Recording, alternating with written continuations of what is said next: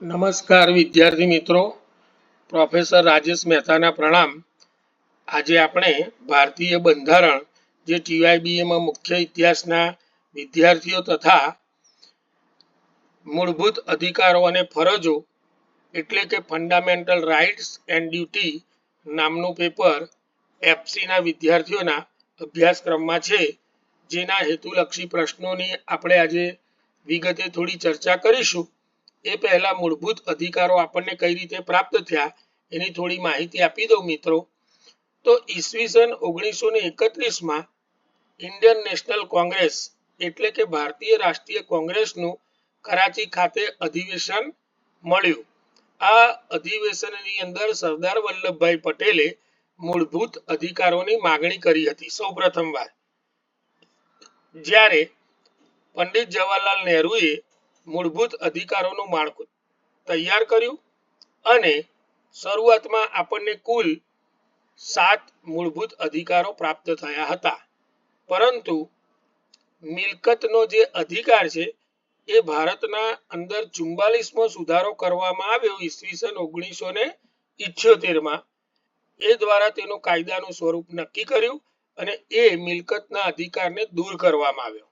આથી હવે મૂળભૂત અધિકારો કુલ 6 રહ્યા હતા અને આ મૂળભૂત અધિકારોને અનુચ્છેદ 226 હેઠળ કોર્ટમાં રીટ દાખલ કરી શકાય છે અને અનુચ્છેદ 359 હેઠળ કટોકટીના સમયે ભારતના નાગરિકોને મળતા મૂળભૂત અધિકારો મોકૂફ પણ રાખી શકાય છે. તો હવે આપણે હેતુલક્ષી પ્રશ્નોની ચર્ચા કરીશું મિત્રો. ભારતીય નાગરિકોને દેશમાં મળતા મૂળભૂત અધિકારો કુલ કેટલા છે? તો ભારતીય નાગરિકોને મળતા મૂળભૂત અધિકારોની સંખ્યા હવે કુલ 6 રહેલી છે, જે આર્ટિકલ એટલે કે અનુચ્છેદ 12 થી 35માં તે આપણને જોવા મળે છે. જેમાં અનુચ્છેદ 12 ની અંદર રાજ્યની વ્યાખ્યા આપવામાં આવી છે કે રાજ્ય કોને કહેવાય. ત્યાર પછી અનુચ્છેદ 13 ની અંદર મૂળભૂત અધિકારો સાથે અસંગત હોય તેવા કાયદાની વિગતે ચર્ચા કરવામાં આવી છે. તો ભારતીય બંધારણ ભાગ 3 ની અંદર આપણને કુલ 6 મૂળભૂત અધિકારો આપવામાં આવ્યા છે. જો એવું પૂછાય કે ભારતીય નાગરિકોને મૂળભૂત અધિકારો કયા કયા આપવામાં આવ્યા છે, તો તમારે લખવાનું કુલ 6 આપવામાં આવ્યા છે, જેમાં અનુક્રમે સમાનતાનો અધિકાર, ત્યાર પછી સ્વતંત્રતાનો અધિકાર, નંબર 3 શોષણ વિરુદ્ધનો અધિકાર, નંબર 4 ધાર્મિક અધિકાર, 5 સાંસ્કૃતિક અને શૈક્ષણિક સંબંધી અધિકાર અને છેલ્લો બંધારણીય અધિકાર. આમ કુલ 6 આપવામાં આવ્યા છે. હવે આપણે બીજી ખાલી જગ્યાની વાત કરીએ તો બીજા હેતુલક્ષીની અંદર મિત્રો એવું પૂછ્યું છે કે સમાનતાનો અધિકાર અનુચ્છેદ આપણને આ જે સમાનતાનો અધિકાર છે તે કયા અનુચ્છેદની અંદર તેનો ઉલ્લેખ કરવામાં આવે છે? તો સમાનતાનો અધિકાર એ અનુચ્છેદ 14 થી અનુચ્છેદ 18 ની અંદર એનો ઉલ્લેખ કરવામાં આવ્યો છે. નંબર 3 સ્વતંત્રતાનો અધિકારો અનુચ્છેદ ખાલી જગ્યાથી અનુચ્છેદ ખાલી જગ્યામાં આપવામાં આવ્યા છે.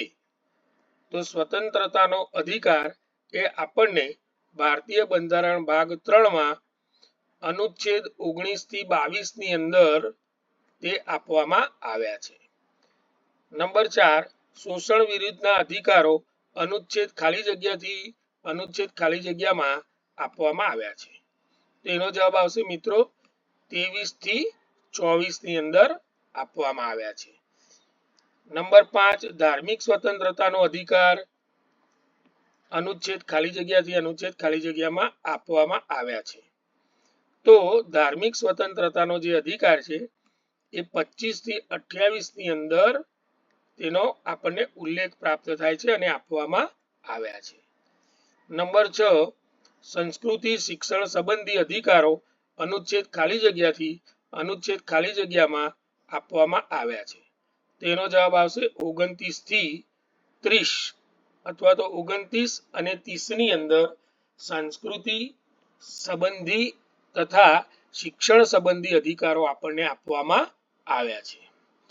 નંબર 7મો ખાલી જગ્યા છે ભારતીય બંધારણીય અધિકાર અનુચ્છેદ ખાલી જગ્યામાં આપવામાં આવ્યો છે. તો બંધારણીય અધિકાર એટલે એનો ઇલાજ એ અનુચ્છેદ 32 ની અંદર આપણને જોવા મળે છે. નંબર 8 અસ્પૃશ્યતા નાબૂદીનો ઉલ્લેખ ખાલી જગ્યા અનુચ્છેદમાં કરવામાં આવ્યો છે. તો અનુચ્છેદ 17 ની અંદર અસ્પૃશ્યતા નિવારણ અંગેનો ઉલ્લેખ કરવામાં આવ્યો છે. નંબર 9 ભારતીય બંધારણની મૂળભૂત ફરજોની કુલ સંખ્યા ખાલી જગ્યા દર્શાવવામાં આવી છે. તો ભારતીય બંધારણની જે મૂળભૂત ફરજો છે એટલે કે આપણી ડ્યુટીઝ છે તે કુલ 11 એટલે કે 11 ડ્યુટીઝ દર્શાવવામાં આવેલી છે. નંબર 10 મૂળભૂત ફરજોની જોગવાઈઓ આપણે ખાલી જગ્યા દેશમાંથી લેવામાં આવી હતી. તો મૂળભૂત ફરજોની જોગવાઈઓ આપણે રશિયામાંથી લીધેલી છે એટલે જવાબ શું આવશે કે રશિયા. 11મું છે સ્વતંત્રતાનો અધિકાર અનુચ્છેદ ખાલી જગ્યાથી ખાલી જગ્યા અનુચ્છેદમાં આપવામાં આવ્યો છે. તો સ્વતંત્રતાનો અધિકાર એટલે રાઇટ ટુ લિબર્ટી.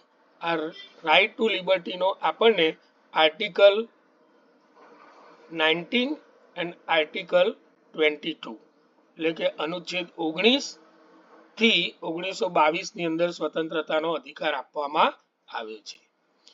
ભાઈ ધાર્મિક સ્વતંત્રતાનો અધિકાર બંધારણમાં ખાલી જગ્યા ભાગમાં તેનો ઉલ્લેખ છે. જો મિત્રો અહીંયા અનુચ્છેદ નહીં પૂછ્યું ભાગ પૂછ્યું તો તમારે જવાબ આવશે ધાર્મિક સ્વતંત્રતાનો અધિકાર ભારતીય બંધારણ ભાગ 3માં જોવા મળે છે. અને જો એની અનુચ્છેદ પૂછ્યું હોય તો એ 25 થી 28 જવાબ આવે. 13મું છે મિલકતને લગતો 44મો બંધારણીય સુધારો ઈસવીસન ખાલી જગ્યા વર્ષમાં કરવામાં આવ્યો હતો.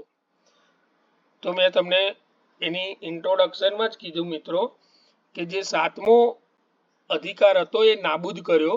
44મો સુધારો કઈ સાલમાં તો યાદ રાખજો ઈસવીસન 1978માં જ્યારે કાયદાનું સ્વરૂપ આપવામાં આવ્યું ત્યારે 44ના સુધારા પ્રમાણે આ મિલકતને લગતો અધિકાર દૂર કરવામાં આવ્યો હતો. નેક્સ્ટ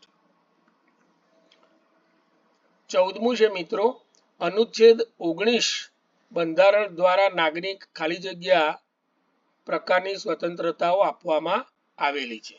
તો મિત્રો અનુચ્છેદ 19માં બંધારણ દ્વારા નાગરિકોને કુલ 6 પ્રકારની સ્વતંત્રતા આપવામાં આવી છે એટલે જવાબ આવશે 6 બરાબર 6 આપવામાં આવી છે.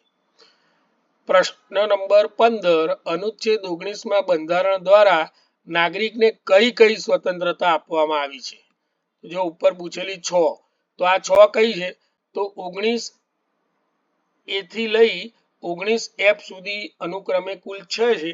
તો તમને જ્યારે એક બે લીટીમાં જવાબ આલો એવું પૂછ્યું હોય તો તમારે ક્રમ યાદ ના રહે એબીસીડી તો તમારે લખવાનું અનુક્રમે એ થી એફ સુધીમાં કુલ 6 પ્રકારની સ્વતંત્રતાઓ આપવામાં આવી છે.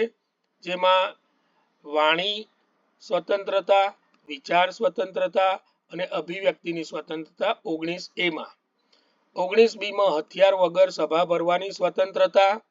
19C ની અંદર સંગઠન બનાવવાની સ્વતંત્રતા અને 19D માં દેશમાં મુક્તપણે હરવા ફરવાની સ્વતંત્રતા અને 19E માં ભારતના જમ્મુ અને કાશ્મીર રાજ્ય સિવાય ક્યાંય પણ રહેઠાણ ધરાવવાની અને સ્થાયી થવાની સ્વતંત્રતા. પરંતુ મિત્રો જ્યારે નરેન્દ્ર મોદી સાહેબે 370ની કલમ જમ્મુ કાશ્મીરમાંથી નાબૂદ કરી ત્યાર પછી આની અંદર પણ સુધારો થયેલો છે. અને છેલ્લે અનુચ્છેદ 19F ની અંદર એટલે કે છઠ્ઠી જે સ્વતંત્રતા છે તે વ્યવસાય કરવાની સ્વતંત્રતા. એટલે ભારતનો કોઈ પણ નાગરિક કોઈ પણ રાજ્યની અંદર અથવા સ્ટેટમાં જઈ અને પોતે બિઝનેસ કરી શકશે એટલે કે વ્યવસાય કરી શકશે. ભારતનો દરેક નાગરિક વાણી, વિચાર અને અભિવ્યક્તિની સ્વતંત્રતા ધરાવે છે. હથિયાર વગર સભાઓ ભરવાની સ્વતંત્રતા પ્રાપ્ત થયેલી છે. સંગઠન બનાવવાની તથા દેશમાં મુક્તપણે હરવા ફરવાની અને જમ્મુ કાશ્મીર સિવાય એમાં આપણે કોઈ પણ જગ્યાએ રહેઠાણ ધરાવવું એટલે કે ખરીદી શકાય અને સ્થાયી પણ થઈ શકાય નવા સુધારા પ્રમાણે. અને છેલ્લું છે વ્યવસાય. 16મું વાત કરીએ તો એક નાગરિકે, ધ્યાનથી સાંભળજો મિત્રો, એક નાગરિકને પોલીસે ખૂનના આરોપસર ધરપકડ કરીને સીધો જ જેલમાં પૂરી દીધો. તો આમાં નાગરિકના કયા મૂળભૂત હકનું ઉલ્લંઘન થયું છે? તો તમારે લખવાનું છે એની અંદર જવાબમાં એના સ્વતંત્રતાના હકનું ઉલ્લંઘન થયું છે. બરાબર, સ્વતંત્રતાનો હક એ આપણે વાત કરીને એનું ઉલ્લંઘન થયું છે. 17મું વડોદરા શહેરના રિક્ષાવાળાઓએ પોતાની કેટલીક માંગણીઓ ને સ્વીકારે એના માટે એકત્રિત થઈ અથવા તો એક થઈ અને પોતાનું એક યુનિયન રચ્યું. બરાબર, તો આ યુનિયન સ્થાપ્યું એને કયા મૂળભૂત હકમાં એ યુનિયન સ્થાપી શકે એવો ઉલ્લેખ છે? તો આપણે એનો જવાબ આવશે એમાં પણ સ્વતંત્રતાના હકનો.